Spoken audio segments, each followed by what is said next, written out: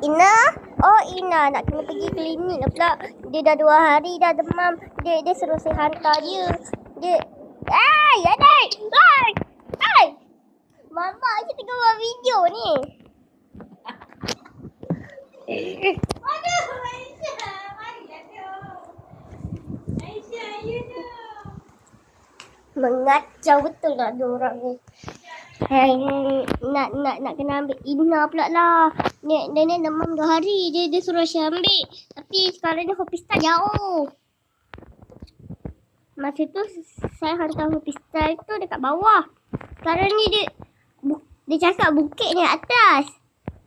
So saya pula yang nak kena ni. Yang nak kena ambil dia dekat atas. Nak penat saya ni. Wah. Tangga. Oh, hilang mak kau pucut.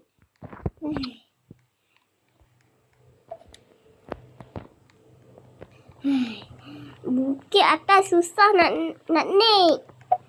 Kiri kanan. Naik dia cakap ni bukit. Tu jauh pula tu. Tu jauh. Jauh tau nak pergi klinik tu jauh. Korang jimat-jimat saya pergi sana weh. Kenapa patah balik? Sajalah patah balik.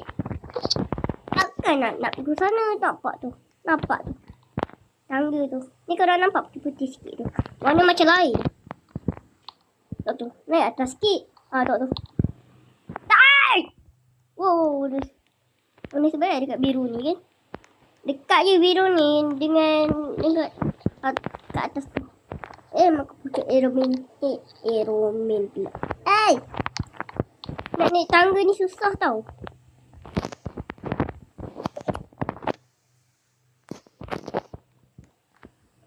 Naik atas slow.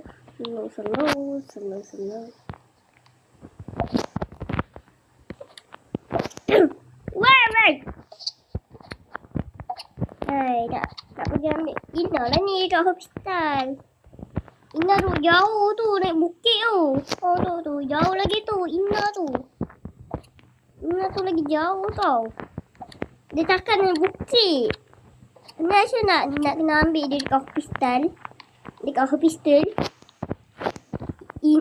Ina kenapa?